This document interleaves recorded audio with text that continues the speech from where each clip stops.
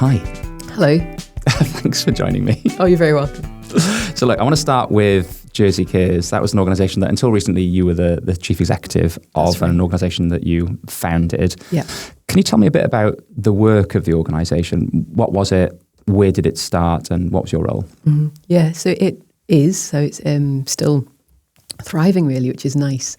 An advocacy and influencing organisation, as well as a sort of community mobilising organisation for people with experience of care. And that's people of any age, so it may be babies who are currently in care, right up to older adults who have been in care at some point. So anyone with an experience of care. So that's what the organisation does. And why it does it, I guess, is twofold. At its core, it's super simple. At its core, its children in care are often not loved.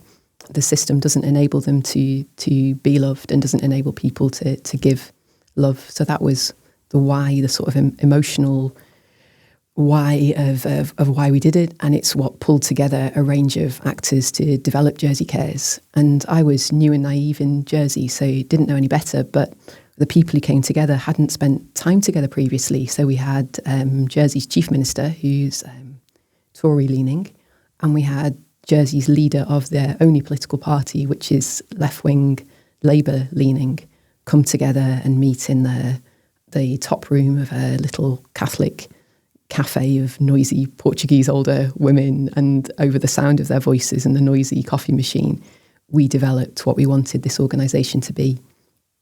And that sat in the backdrop of the Jersey Independent Care Inquiry. So that was 2017. There'd been a push for such an inquiry for a very long time that had been resisted.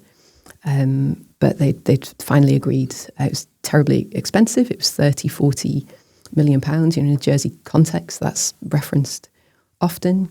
And its findings were catastrophic, though arguably not that different to what a deep dive might have shown in lots of other places. And Jersey was described as a neglectful and indifferent corporate parent who hadn't listened, who hadn't loved. So the work of Jersey Cares came out of that. I just moved there. I had a settled, happy, working from home other job that I enjoyed. But I saw this, and there was the chief minister, so the Prime Minister of Jersey, was on Channel 4 News, which is unusual in itself. Yeah. Under cover of darkness. And they said to him, "What are you doing about this?" And he said, "We're spending £4 million on." And I thought, that's not the question they asked you. And I saw quite quickly that what would happen is people would come into Jersey and make a sort of a false promise, really, that everybody knew was false, but believed in crisis, in chaos, that for this amount of money, we will fix this discrete aspect of the system. Yeah. And I knew from the work I'd seen in Scotland and other professional experiences that was a fallacy. And in Scotland, there'd been some work where people with experience of care had approached the then First Minister, Nicola Sturgeon, and said, just come and listen. The first task is just listen. And she listened to 500 people at length. Some of them were my friends. And she developed a deep sense of, gosh, what have we done? People aren't loved routinely or often in the care system, and not the sort of love that we might know from a family member. So someone who loves you because they love you, because you're kin. And they're going to be there not just till you're 17 or 18. They're going to be there when you get married. They're going to hold your hand when you have a baby. They're going to be there when you come around from an operation, not that sort of love. And who are we without it? That people in care are stigmatised. There's this awful sort of ricochet of, you've had a tricky home situation, you come into a tricky system, and you're stigmatised because you're in that system. Yeah. And that the way out of that would be to listen to people's lived experiences and act because you'd listened. So that was my background in Scotland that informed how we set up Jersey Cares. There's a very evocative image of you all sitting together in the little sort of Catholic, was it a Catholic church you said? It was a Catholic church that had a little cafe, and it was always older Portuguese ladies who would all shout at each other, and the coffee machine was just unfathomably noisy, so they would shout over the coffee machine, and we were in a small upstairs room thrashing out what we wanted to do on the basis that what we knew was we thought children should be loved. I mean, we all know that. The children should be loved, children should belong, and children in care should have lots of opportunities. So we got there, and then we were thrashing out, and how do we best do this? So how did that journey start then? I mean, I want to get into the detail of the work, but I think it's very interesting that the start of that work is a conversation between people of potentially very different political views that perhaps you might imagine would hold their ideas of what the right thing to do was very, very tightly. How did you get started in that context, or am I sort of misimagining, I suppose, the situation? No, I don't think you are. I think in Jersey, the extent to which the care system was laid bare by the care inquiry created sort of fertile ground for coming together. So I think that was the starting point. Jersey's 9 miles by 5 miles, and its capital's sort of 1.5 miles. It's the furthest you'd go in any direction. So there was an ease there. So it began with a conversation with a Methodist vicar in his front garden around some of the learning I spoke about from Scotland. Around this, gosh, children need to be loved, and they're not. And everything else that comes out is by and large a result of not mattering to anyone. It matters less what you do if you don't matter to anyone. It matters less what you do to yourself if you don't matter to anyone. So there was that core of things that we didn't move from. And I've thought of that with a lot of other areas of work. We're going to hold on to this thing tight. This thing is true. And together we're holding that thing tight. So with that connection, he invited me to a policy forum. So it was senior policy officers meeting third sector CEOs to look at how to work more closely together, and told this story again. And that led to a senior civil servant, a policy officer, the new children's commissioner, Jersey's first children's commissioner, kind of joining us.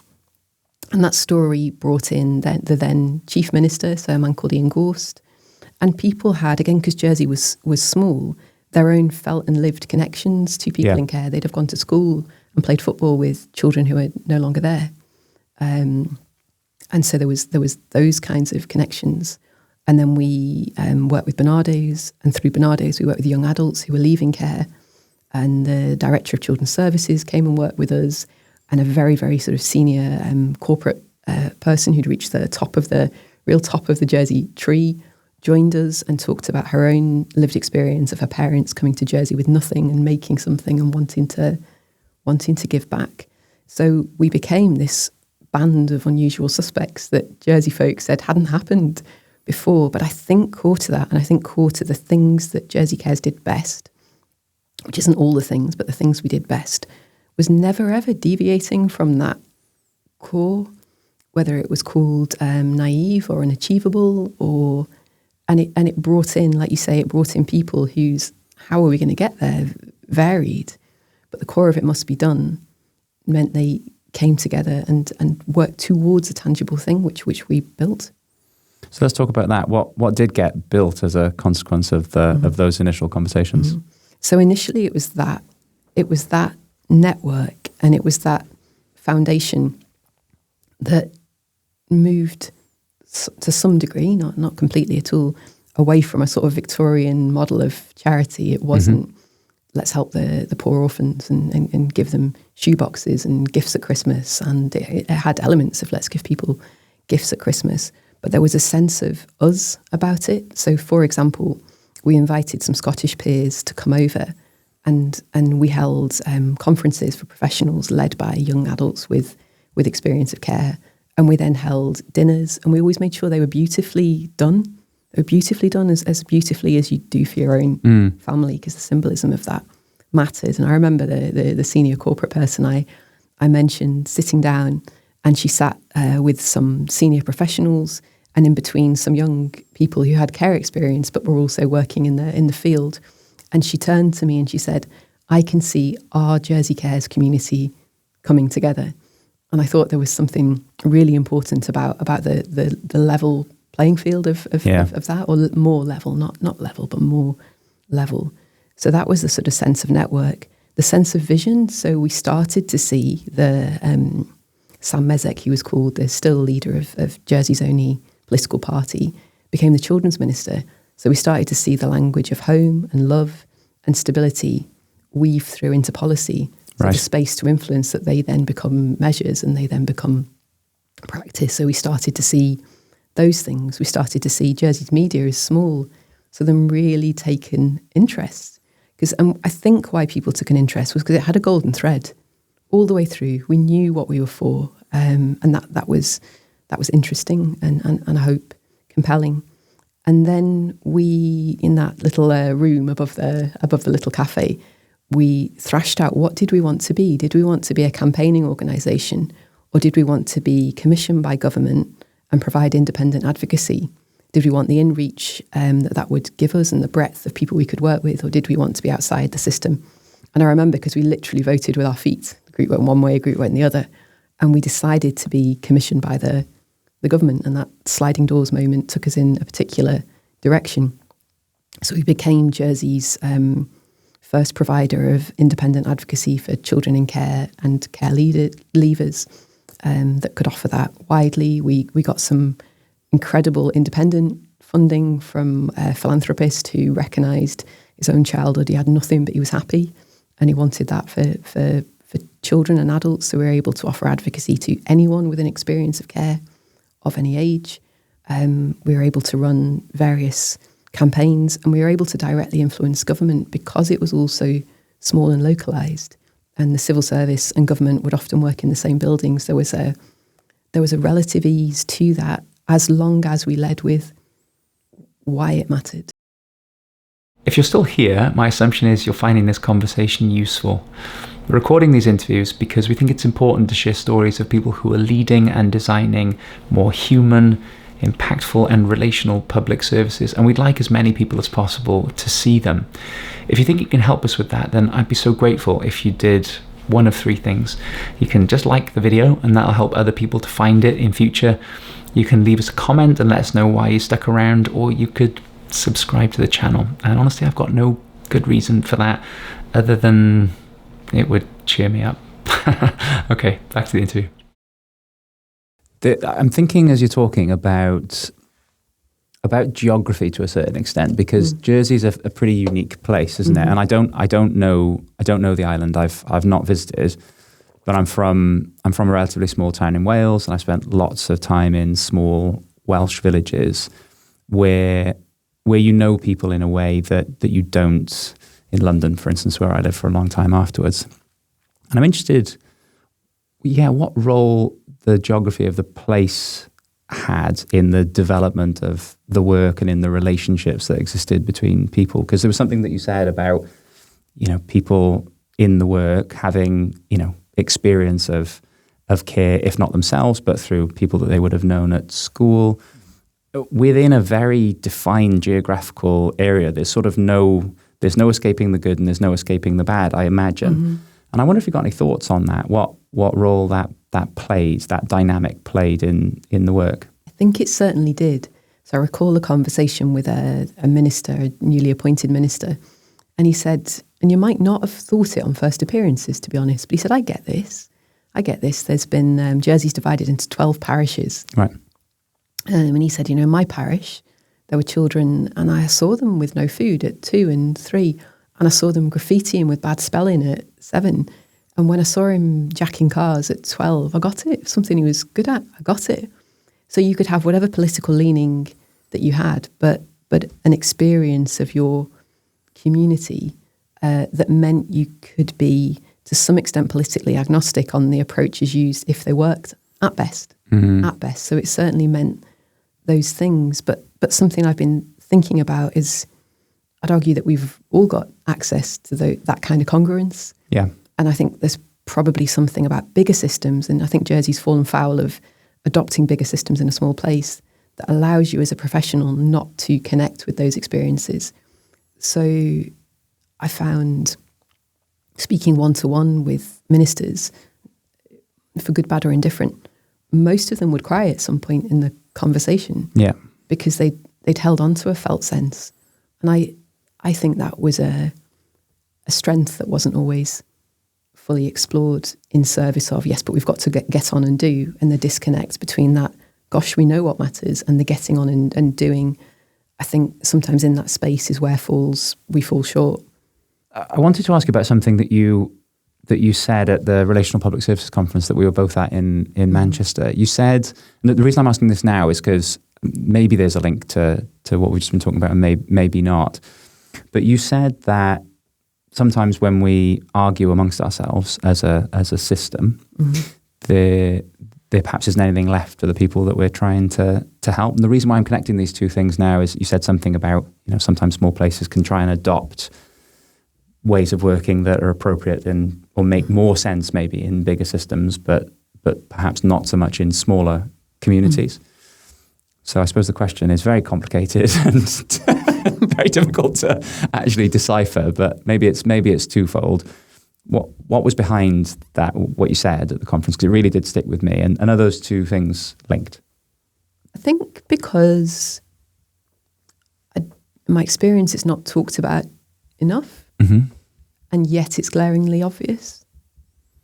And those things interest me and they trouble me. And because I've experienced it and I've surprised myself, the amount of energy I've spent on, I don't agree with that person, or this and this and this has happened, and I'm going to struggle to be in a room with that person. Yeah. And the ways in which sometimes silos are created simply because this director can't work with that one. And we don't talk about that, and yet we commission someone to teach us about restorative practice or clean language or. And so I think it sits in front of us and deserves looking at. And it really, as Mark Smith and I were preparing that input, it really struck me, that we've got finite amount of energy, and if it's going there, I can almost visualize like the children and the families that need that energy and clarity of thought to plan, to assist them in the best way possible. And then I guess after our initial conversations, I thought more about it. I thought, but what are you saying, Carly? Because I'm still certainly victim to those sorts of behaviours, or victim's not quite the right turn of phrase, but certainly experienced those feelings myself. And it isn't as simple as saying, well, let's all get on, or it isn't as simple as saying, I think it's part of it though.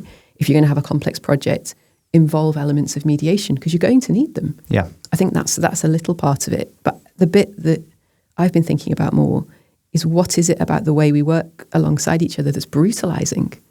What kind of brutalising? Well, if you are working from home back to back and you're talking about bins and then adult social care and children's social care, but you're also asked to be relational and engaging and there's no stopping, there's few good mornings, or you're in an office and you can't be offered water because, there's sinks downstairs and no one's got the fob to get in, or you have to go through 4 fob doors as a guest to get in somewhere. And I was thinking, brutalising environments are used deliberately to brutalising effects in some prison systems and that kind of thing. But if we work like that, we shouldn't be surprised that there's little time for connection and restoration. And that bit that I think Helen Sanderson spoke to well in the Changing Futures Northumbria work of the starting with what are we all here for? And without that, we just bounce and we bounce. And a brutalising environment is going to create people who are a little bit brutal, at least to themselves and to each other. So I think that's a part of it. Yeah, I sort of wanted to applaud you as you were talking about those things, because I think some of what you're talking to there is almost so obvious and borderline trivial that it's not even on the table. We just sort of brush it to one side and carry on because we've got another 5 meetings to get through. But because I think a lot about, I worked at the job centre. It was my first job just out of university during the financial crisis, and it was very difficult to be helpful in that context. Very, very difficult. I was sometimes, but usually despite the system. But only when I had the personal resilience to do it, to think, right, I do have another 5 appointments today, but over lunch I'm going to speak with the council to try and fix this person's housing benefit, because I don't think they're going to be able to do it themselves. And it's going to take a lot of effort. I'm going to be on hold. I'm probably going to have to argue. I'm probably going to have to justify. I'm probably going to get told off when I go back to my desk because I'm late for my next appointment. And that's just one person, one person. And you think about senior leaders trying to make progress, trying to work with people across the system on really messy issues. And making progress requires them to kind of be nice to each other and civil and kind and considerate and, to remember why they're there in the first place. And if they can't, because their work environment is brutalising, as you put it, then that's a big problem. Then it isn't trivial all of a sudden, is it? Yeah, and I think it could be batted off as trivial. So it could be, if we all bought a Tupperware box of brownies in, then the world would be a better place. Yeah. I want the brownies. But also the brownies. But I think it's a lot more than that. And in fact, I know it's a lot more than that. You can't think well if you're furious with the person in front of you. Yeah. You can't make good decisions, and you can't think about tender things. I heard a lovely, it was a series of videos with a 94-year-old man in Northern Ireland that's always lived in the same house, and his granddaughter's doing little snippets of his life wisdom. And he said, I just want to leave the world a little more tender. And how can we do tender things like support elderly people or little children without mums and dads? How can we do tender things if we're so tense and angry?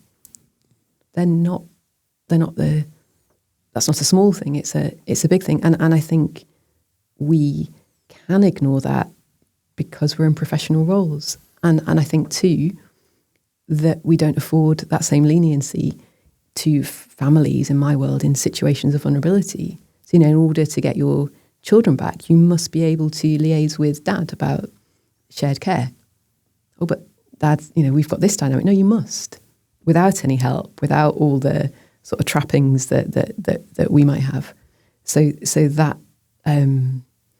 need to be relational, or that need to step forward is handed over to the people with the least resources and energy and time to deal with it for the most critical reasons. In that case, it's you must do these things in order to keep your child, or to regain your child, or whatever that might be, or to keep your house. Whereas as we sit in our own comfort, and I think that's part of it, we simply must address these things. Yeah, you're completely right, and I think that's incredibly concisely describes such a complex issue. That I work mostly in local government, and I think and I worked a lot in local government before working outside of local government. I think part of the problem in government generally, and I suspect this is the same in Jersey, was that many of the services that local government and government, in the case of Jersey, run are just transactional services that just need to be good. They just need to align with people's expectations of existing in the world and going to the shops and using their bank and all that stuff. And we should be striving for operational excellence on those things. They just need to work. And we need to be nice to our colleagues in the design of those services, but actually we can just be pretty matter of fact because there are right or wrong answers. Difficulty is that an enormous chunk of the services that we're talking about don't work like that. They're not those kinds of services. They don't have right or wrong answers. There are multiple right answers, and they require a completely different mode of thinking. I said something earlier on about holding ideas sort of tightly or loosely. I really like that idea. And it is right to hold tightly how to go about setting up a online form to report your missed bin. It is not right to hold tightly exactly what is required for this family that is in crisis at this moment, because we don't know. We're probably going to have to work with them to figure that out. And what we think is right to begin with probably won't be right in a few weeks' time. So it's a really, really difficult ask, isn't it, for people working in public services to sort of straddle these two ways of being. At this moment, I'm going to be professional, and I'm going to say what the right answers are. And in this moment, I'm going to be vulnerable, and I'm going to say, I don't know. I don't know what the right answer is, but let's work that out together. Yeah. Anyway, I should probably get off my own soapbox because I'm interviewing you. I know a lot of the work of Jersey Cares and a lot of your work generally has been around. It's been around listening. It's been around sort of agency and ceding power. My background is as a service designer, and a lot of the the methods that you learn as a service designer to listen, to give agency or create conditions where agency is possible, or to cede power, they can become very sort of clinical and mechanized, like, well, this is the technique to do that. And I'm interested in your experience of, what does that look like, all that stuff when it's done well? What's the practice of it? I suppose it's an impossible question, really. But perhaps there are some examples that you can think of that illustrate what that stuff looks like when it's done well and authentically. Mm-hmm. I've been thinking about it a lot, and I think some of it is it's a discipline, like it's hard. So my academic background was it's called community education up in Scotland and community development down south, and the practices of working with groups and individuals to develop ideas and that will work for them individually or collectively, and this cognizant of power, like it's a practice is the first thing. So, if you're going to put in, I was going to say Joan from accounts. I don't mean Joan from accounts, but if you're going to put in somebody in your team and go and talk to them, you've got 6 weeks and find out what they think about that. That's not going to work any more than if I was to ask you to extract some teeth. Like it's hard to do well if you want to do it in a way that's cognizant of all those things. And sometimes you don't need to. It will be transactional. You just need to know, should we be open a bit later? Fine. But when you want to do messier things, and in the world I've worked in around children in care, around families on the edges of care, when the power imbalance is so acute and when things are working so poorly, and when the difference between how acutely that matters to mum or dad or the wee boy or girl you have in front of you versus, it's your professional life, when that chasm is so wide, tread carefully is the first thing. So I was reflecting back on various roles. And when I was 21, so I can barely see it, some time ago, we did a piece of work with Women's Aid, and they only worked with women. And the children were there, and they knew the children had needs, but they were an uncomfortable truth because they were busy with the women. And to acknowledge the children meant acknowledging dad. And that was uncomfortable for a feminist, flat, structured organisation. And so I did, at the time, I could have talked to you about it as like this triumphant project. I took in a mastermind kind of chair to the houses, and I made this book with stickers, talk about how you feel. And the little ones did the book, and the bigger ones did the mastermind chair, and we all seemed to have a good time. And it went from there being no service for children to a service with 4 or 5 staff for children that was well used. And I was involved in running it. So there was a continuity of relationship. So that's good. But as I was thinking about it, I thought, knowing what I know now, we asked little children to draw things, and I don't need to describe what children who've experienced domestic violence might draw. But do I have any clue of the impact on that on mum or on that wee child or on what happened in the household? What did they do when I left? What did that little child do when I left? And that's the thing. I didn't need to know. No one told me. And they said yes for lots of reasons linked to power, I'm sure. Yes. And that doesn't mean everything else is negated. But it means, again, do a lot of work beforehand on the ethics. But ultimately, it's going to be down to you, what you choose to do. So that links back to, if you've got a brutalising system that bounces you from thing to thing to thing to thing, you're not reflecting out of badness or your personal resilience point. Yeah. You've got personal resilience because you've got personal practices that you choose to do. But your workplace hasn't enabled that. So there's that thought and reflection and tenderness. But I think we went over to Leeds in 2018. We took a Jersey group and some people from the Promise Scotland, and we learnt from them and their sort of transformation at the time of children's social care from officer poor to outstanding in, I think, 8 years. Yeah. I think that's right. And they talked about a lot of things, but they said at the core of that was values, courage, and permissions. And I was thinking in this about that permissions bit. So the pre-work of going, hang on a minute, can we change anything? Oh, we've not thought about that. Like, what are we doing then? Mining your trauma. And again, mining your trauma is a loaded phrase for certain types of consultation. It isn't the same if you're saying, would you like us to open an hour later? But yes, where it is that kind of work, be really clear about that and you're going to need to steady and ready the system. And I heard a quote the other day, and it was like, reform without that readiness isn't necessarily progress. It's is peril. That bit around we're going to listen. But if you can't do anything, why?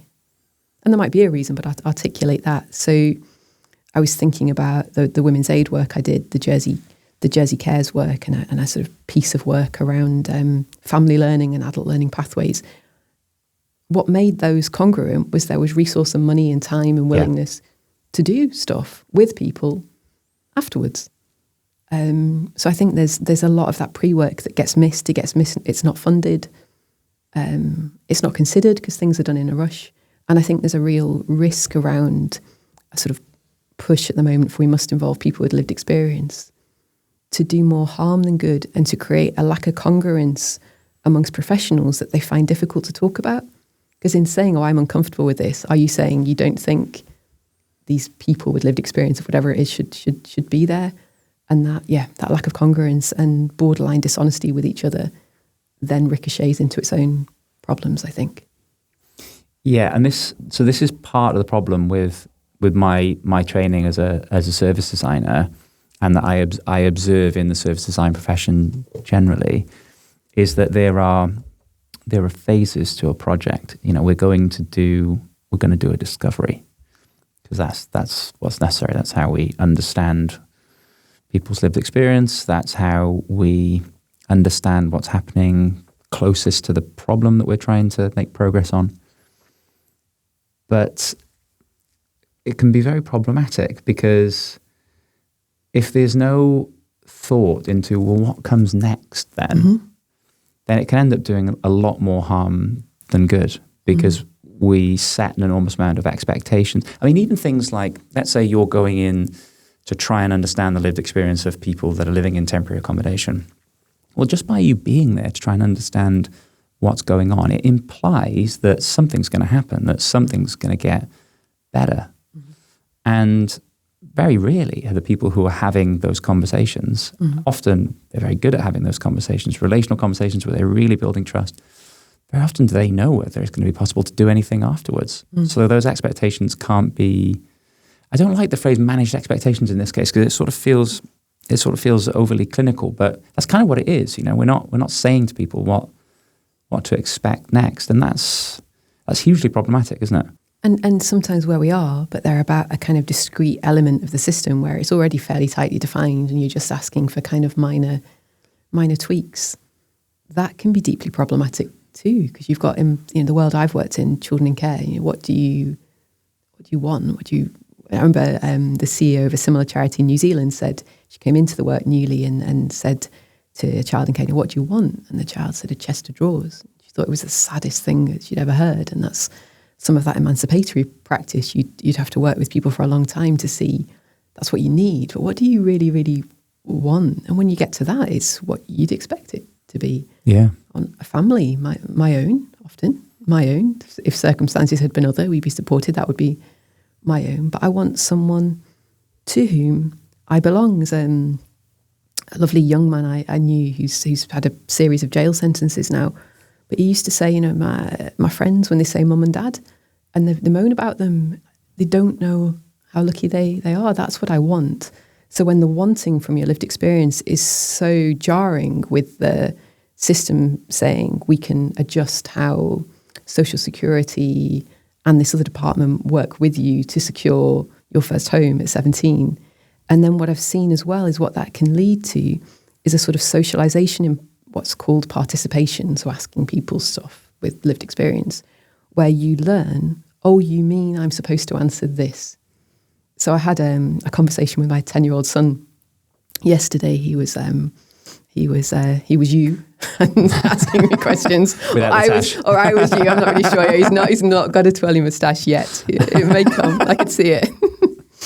But I was saying to him, so little Johnny's in care. How do you know if Johnny's loved? He's lived in 3 homes. Now he lives with this elderly couple. Would you know if the policy said he is? Would you know if the CEO of the council said he is? Would you know? And on I went. And his answer was no. And I said, and he said, well, you'd know if Joe told you. And I said, what about if Joe was asked every 3 months if he was loved and settled? He went, oh no, because then Joe would just start to say the things that adults want Joe to say.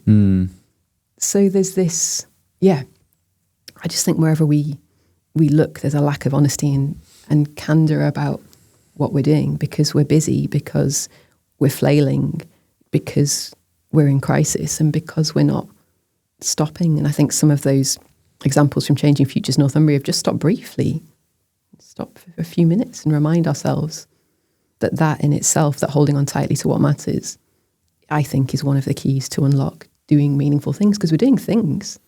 Let's talk about ceding power, because we had a brief conversation before this podcast. I'm really interested to know, what does that look like? What does that mean? So I've been thinking about ceding power an awful lot, and people's agency. I've spent some time with and read about some of the work of Donna Hall in Wigan. And when she talks about it, she's like, we didn't have a business plan. We went and there was me and the other sort of most powerful woman in the council. And every 2 weeks we talked to a bunch of folk from the community and community leaders and actors every 2 weeks. And then we had the power to make things happen. So we acted and we did. But she also talks about the time when they were facing severe budget cuts. And I'm paraphrasing, hopefully reasonably accurately, defunded some bigger things that weren't helping people demonstrably enough, and funded lots of little things that could do stuff in their local communities. And I've been thinking about some of the work of Toby Lowe and Cathy Evans on like outcomes and this sort of, and again, fallacy, a bit of a lie that we get into, that our work, my work, makes Joe 4 points happier on a 10-point scale, 4 points more employable. What a silly thing to say. But also, if you make that my organisational goal or my goal in order to win the next tender. What's going to happen? Yeah, but to achieve that, Joe has to have less and less agency, because I have to make that happen for him. And I think that's why a lot of the work we do can feel, in a way that I don't know that we've always got words for, can feel desperately jarring and frustrating, because we're pretending we have much more power and influence over the life of someone else than we do by a long way. And we're not working in a way that enables them to exert their own agency. And as you know, I'm talking with Ron later on this afternoon. I'm really interested to talk to him about the role that data plays in either creating kind of virtuous cycles and useful feedback versus creating a system that has to sort of justify itself regardless of whether the work is actually being helpful or not. And it's a perennial challenge that all organizations face that are publicly funded. I mean, how did you experience that in Jersey? Did you have a sort of amnesty on that kind of stuff, or did you have to work with KPIs that were sort of tricky to respond to? How did you get around that, or how did you deal with it? Yeah, there were different iterations. I think there were times where they were meaningfully co-designed between us and the government, and based on we'd done a report called Listen Louder about what care experience people wanted to see and wanted to happen. So it was based on those things. So it's stuff like, do you trust your advocate? Does your advocate do what they say? Do you feel more able to do stuff for yourself? So some sort of straddling ever so slightly better, but still not great. And sometimes it felt like it controlled you too tightly, and your time was spent measuring things that didn't matter. Yeah. And that then over time, and again, I think Cathy Evans speaks beautifully to this, you run the risk of not holding on to your own red lines, and you become an organisation that does something else, but you do it for each other. The government gives you some money and for you, and you do things for them, but that's not who you serve. And often I think we ought to be more modest. Again, Mark Smith spoke about maybe we should give up on being so ambitious. We're not going to, make this place or that place great and marvelous and the best place ever. We might create normal humdrum lives, and people need to be given the conditions to do that themselves with the people around them, the real people. I met someone recently who was in a community group that I led 20 years ago, and they'd been an alcoholic for 25 years. And they said the sort of deciding point was they went out and one of their pals said, you just can't do this anymore. You're wrecking everything. It's hard for your social worker to say that to you, but a pal can do that and then pick up all the pieces with you and come over the next day and make up. But you need the conditions where that can happen, and it's unsexy. It's dipping pavements where I live so you can cycle about. It's not introducing parking charges so you can park for free and go to places. It's some of the stuff you were talking about earlier is actually the really unsexy, good bureaucracy done well as the enabling context for people to do more stuff by themselves. And you won't get terribly much credit for it, but it'll be more honest and it'll be cheaper. Yes, and I want to talk more about ceding power because there's something to be thought about in relation to ceding power at every single level of an organisation, right? Mm-hmm. Sort of closest public-facing workers. I'm sort of consciously avoiding the sort of use front line, but ceding power from me knowing what you need to, figuring that out together and increasingly less involving me over time. But then that also needs to happen from, middle managers to people in those teams, from saying what the answer is, what the intervention is, to coaching you through the process of figuring out how to be most helpful to the community that you serve. To more senior people in the organisation still, being much more adaptive in the way that they lead, much more curious, much more open to challenge about the beliefs that they hold. This is something that I want to think about a lot more over the coming year is, what about the governance arrangements of organisations either promote or inhibit the ceding of power? Just in the same way that KPIs can either promote useful behaviours or unhelpful behaviours. I think so too do the structures that are just so embedded in large organisations, in large bureaucracies. They can have such pernicious consequences that sometimes we just accept because, wow, these are sort of old institutions that this is how it's done. This is sort of part of the fabric of society and democracy, and those things are sacred. Yeah. So yeah, I don't know what the answer is yet, and I don't think I'll be able to figure it out either, but noodling on it feels like an important thing to do. Yeah. And I guess it's the backdrop to the society that we live in, isn't it? Particularly if you're someone that doesn't interact in professionalised forums. We spoke earlier about my Cockney grandma. I remember wonderful, wonderful Cockney grandma. And I remember as she was older and she was sat in her hospital bed and she had this bag of medications and each one did a different thing to her, which is why she needed the next one. But there wasn't that voice to express that. And a junior doctor came and he spoke to her and said some stuff in big words. And I said, did you understand what he said, Grandma? And she says, oh, no, darling. No, darling.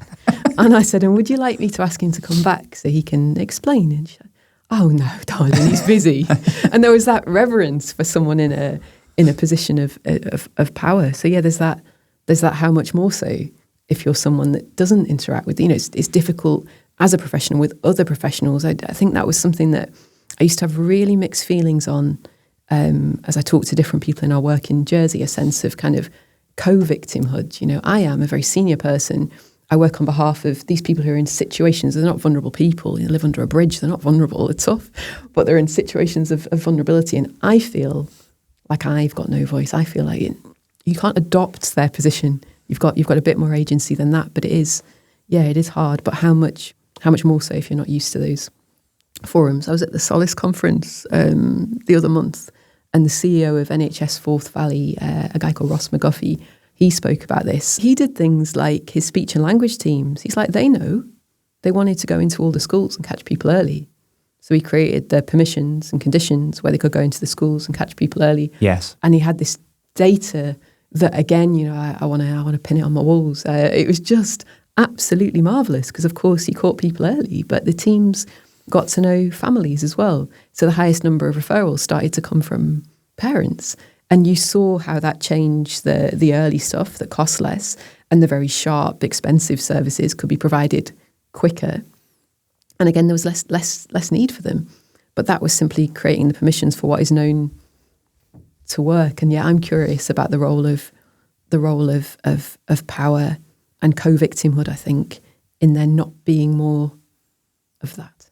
Yeah, so I think it's ceding power is part of the equation. Another part of the equation, and obviously I didn't hear this conversation or this presentation, but is about sort of boundary setting. Like within these boundaries, you have an enormous amount of autonomy.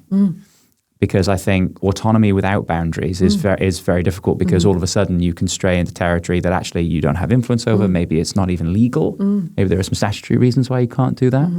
But if you can be really specific about certain things that make it possible for people to use their agency well, then it can have a transformative impact in social work teams. You have autonomy within these boundaries that we have agreed, and you know what the answers are, working with people in your community, and that makes possible things that could never be made possible in a boardroom by a group of leaders.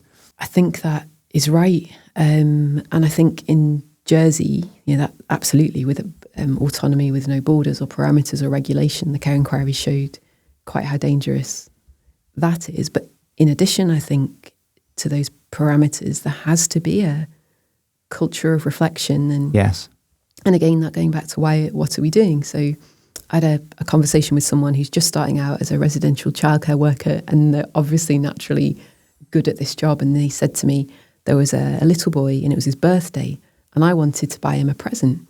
And I got not exactly my knuckles wrapped, but kinda, because the manager said to me, oh, that would be perceived as grooming. And it really stopped me in my tracks, because I thought there's a kernel of truth to that. If you buy presents just for that little boy or for everybody of your own money, that could be perceived as grooming. But a step back is what you're thinking perhaps is, this is a little boy and it's his birthday and he's in a children's home, and that might be hard, and maybe he'll not get a nice present. And the impulse to care for him is a good one. And what I would suggest needed to happen is not a don't do that because it could be considered this, a broader conversation, congratulating that person on that impulse and that feeling, and looking at how that might be enacted safely within safe boundaries that can be replicated for all the children and doesn't go down any of those avenues. And that can only happen if you stop and reflect on what you're doing and why you're doing it. And the Promise Scotland, so Scotland's transformative programme of care, when it had its care review phase that was 2017 to 2020. And when it concluded, one of the things that stuck with me was, we often in the system, we think of the risk to ourselves in the system, so we don't do things. Yeah. And children in care fall foul of all those things that aren't done for them, or those boundaries and parameters that are put in. And some of those things are good and right. But what about the risk of not doing? What about the risks to people and souls and lives? And I think because without the ability to consider like that, again, the Promise Scotland talks about your experience of systems can be ricocheting, bouncing in the hard edges of those systems. And I think that would resonate with professionals at all levels and for themselves. But imagine if that was your life, your sense of home, your sense of having a future, having a job, having your children, and all of it's hard and bouncing, and these things are being asked of you that you struggle to do. Yeah, I think the point about what's the risk of not doing some of these things, or the impact rather of not doing some of these things, is very well made, and it makes me think of sort of an argument that I get into quite frequently with people. Our work is typically trying to prototype different ways of working, and in the language or the currency of today, that's testing and learning, trying things, trying different ways of being helpful in services, in communities, in a variety of different contexts. And one of the challenges that I often get is, well, isn't that just really risky? Trying things out in the context of, people that may be vulnerable, they may have an enormous amount of challenges, and if it goes wrong, well, perhaps it'll make things worse. Well, the issue I have with that is, first of all, that assumes that what's happening now is infinitely better, and the fact that we are trying to improve it suggests that there are probably some serious problems there. And also, it forgets that in the example that you just gave, this person is somebody that cares deeply, has just had an enormous amount of training, and brings with them values and skills. It's not me. I'm not a social worker. I'm not the one that's just randomly prototyping something in a social work service or in a homelessness service. These are people who really know their stuff. Mm-hmm. And I would argue that they see the problems, they feel the pain of it not working well. Mm-hmm. They still maintain all the judgment and skills and values that they have. Mm-hmm. I think that's infinitely less risky than just standing back and allowing an intervention or a service or a system that isn't working as well as it should to just continue unchecked. We'd spoken about this conversation Mark Smith and I have started to have around, I'm not a scientist, but he is, so I use this tentatively, but apparently it's reasonably accurate. Einstein once said, allegedly, energy doesn't cease to exist, it just changes its form. And I think you can apply that to lots of things here. So when we say it's too risky, to whom? Yeah. In my 20s, I worked in, I think, every homeless hostel in Edinburgh. And when you've seen like 16-year-olds and they look really tough, and if I was at school with them at 16, I might have been a wee bit scared. And you go in the room and they've not made the bed because it's just not on the radar and it's just a dirty mattress. And it smells, and they're telling you it's nice, they're telling you they've tidied up, and there's 3 bin bags of rubbish. But there's a whole corner of the room, a L-shaped corner of teddies. And they're barely managing, and you've seen, because you work with homeless people who are 20 and 30 and 40, and where this is probably going. Like, status quo is safe. It's not safe for that girl. It's not safe for all the people that we talk, sometimes a little blithely, that we are failing. It's not, the status quo isn't safe for them. It's not safe for the families who get help far too late. It's familiar to us, and it brings burdens and struggles, but they are familiar. But it's not safe. So there's that too, that risk. If we don't take it on our shoulders, we ask people at the most vulnerable points in their lives to pop it on theirs. So we talked about the promise earlier on and how that influenced your work in Jersey, mm-hmm. and you're back there now. Yeah. Tell us a bit more about what the promise is, because it's that's unique, really, internationally, isn't it? Yeah. So I'm doing a contract piece of work with the promise around their leadership route map. Mm-hmm. So what would need to happen in leadership across Scotland to keep the promise to care experienced children, young people and adults by 2030. And the promise is unique as far as I know in the way in which it was conceived.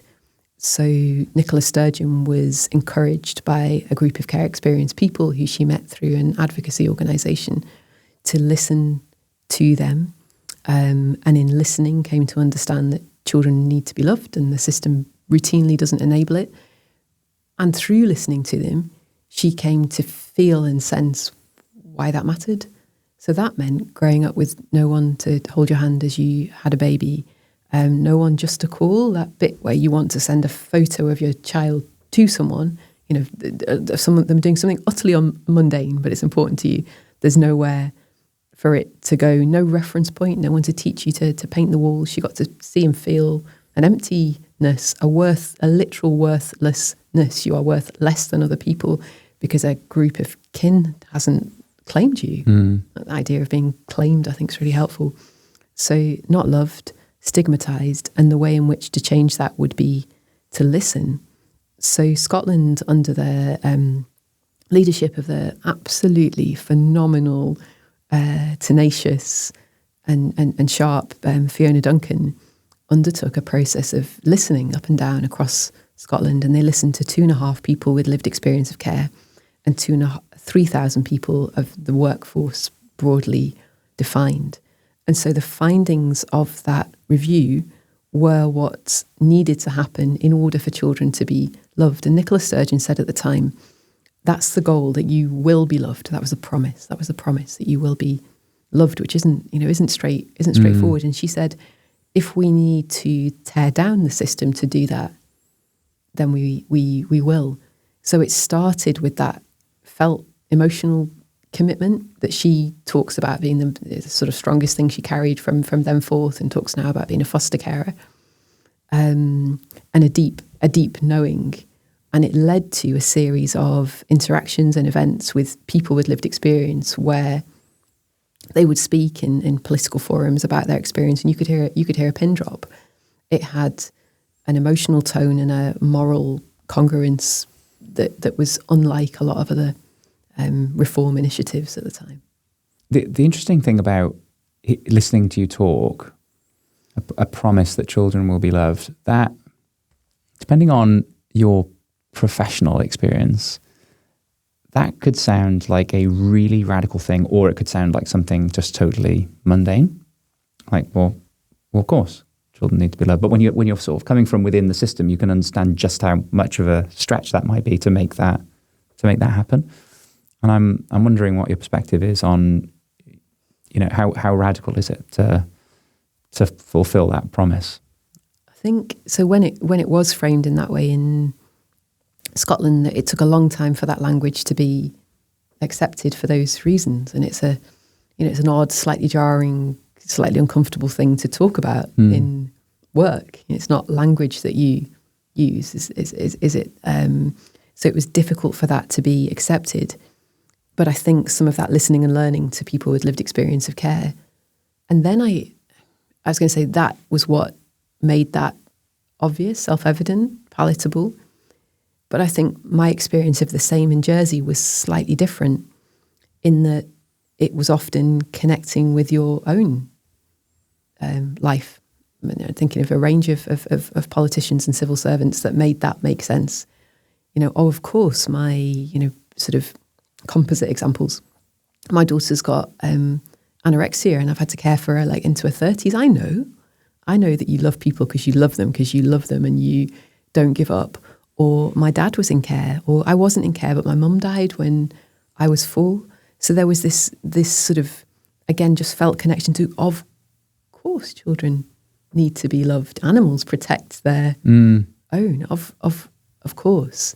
And you don't need a child development expert or anybody else to tell you that. So ultimately there was a kind of, well, of course, about that, and which in Scotland took some time, took a few years, and in Jersey didn't. It was I think because we caught it on the wave of the care inquiry and some of the lack of sophistry, I guess, in the Jersey's political systems made that easier for it to land, because they didn't feel they didn't feel they couldn't connect with their communities and people. We were talking a little bit earlier on about how some of this work just maybe isn't that sexy and it's maybe a little bit mundane. But the work you're doing with leaders, maybe that does require some radical shifts in thinking. I don't know. I'm just interested in how radical is some of this stuff. Yeah, and I think some of that is not terribly radical at all. And I guess in programs of change and ownership of those programs, there, when I approach this podcast, my natural tendency is to start from zero, to assume nothing and suddenly think I've got to start everything again. And I think that tendency to assume you've got to start everything again is sometimes felt in our change programs. And I wonder if there ought to be more of, in order for children to be loved, there are some things we'll protect. Yes. That hero role that's often a really dangerous psychological trap to get into, it might be appropriately placed there. Let's dive on those things and heroically protect and enhance programs which support families in their home in a friendly way before something becomes a crisis. So I think some of that fits. But again, to do those things, you've got to step out of crisis, panic, flailing mode, and have a careful look collectively. So I think that's a part of it. I think given what this is, it's difficult to talk about iterative change. So for example, someone said to me, in Scotland we're keeping the promise iteratively. A few years ago, I remember doing this when I worked with young people. They would present children leaving care to homeless services at 17. So somebody would have to walk that child into the homeless service and go, here they are, And as they presented and as they were homeless, they'd be prioritised, but only by becoming homeless would they be prioritised. And this person was saying to me, we don't do that in Scotland anymore. And that's progress. That is in the cold light of day. That's some measure of progress. But once you hold the sense of a child and the totality of being loved in a family home, that feels such a sort of whisper of the progress that's needed. And so the urgency of change and the emotional connection for that change can, and I say this as someone who's I was going to say guilty of it, who exhibits it. I exhibit this, I think, reasonably often. That can become, in a sense, it can become a barrier to change, because you simply can't accept. You can't accept that iterative change because it's not good enough. And I think, again, I think that's not talked about enough. That's the case. It's not good enough, but it is progress. So where are the spaces where we talk about how that makes us feel? And if we don't talk about how that makes us feel, what happens with those feelings? So I want to wrap it up with this. What gives you cause for optimism moving forward? People, like amazing people. So I'm doing a coaching course, a transformative coaching course, and the taught element is remarkable, like it's rocking my world. But its founding premise. What a review. Rocking my world. Oh no, I've not even started. This will be another Mexican wave it's amazing. So its founding premise is people are resourceful, creative and whole. I love that. And it's brilliant, and it counters some of the work I've been a part of, that you realise its founding belief is people are a bit rubbish, not very capable of terribly much, and just need you to come in and pull them up somewhere you think they should be. So I think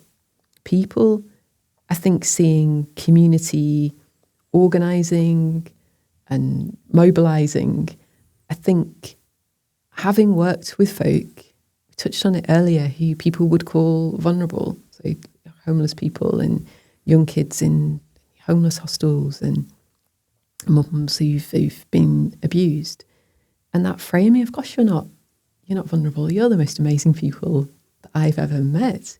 We talked earlier about tenderness in systems. I ran a magazine group for homeless people, and it was there was all sorts going on, but they were the most tender, gentle people with others, and the most tender and gentle people with me. So knowing there's a foundation there, and we are we're interdependent. We're born interdependent, and Cathy Evans talked about the Declaration of Interdependence, and so I love it. So knowing there's those foundations to build on, and seeing in the work in Scotland and in Jersey that there's a willingness and a desire to work towards people being able to thrive, and knowing and having seen that is possible. And some of the brilliant people that are in the space in between, with the curiosity of what is it going to take to make that happen. We talked about that quote about burnout, that burnout isn't primarily doing too much. Burnout is doing stuff you don't really want to do. So you've got one foot moving forward and the other foot's trying to run away. And I think that's a quote that really resonates. So the challenge, I guess, is if you're in that space, your organisation is, the wider systems are, the sitting down and calling a spade, and looking at alternatives. And where I see that happen, you see what you would expect. People begin messily, clumsily, to live better lives, to live lives of dignity, and to become the self that's always in there. So some of that sounds awfully saccharine, but that's the stuff I've seen that is transformative, and that gives me hope. Well, look, I think that's a lovely place to finish this conversation. We talked a lot about tenderness, and I think that you are uniquely able to talk about some of this stuff, which is admittedly sort of really challenging, quite confronting sometimes, in a way that is tender and makes it possible to engage with. And I think that is a talent that is sort of uniquely yours. And I'm so grateful that you agreed to sit down with me and do this podcast. And I hope we get to do it again at some point in the future. Thank you. Thanks for asking me.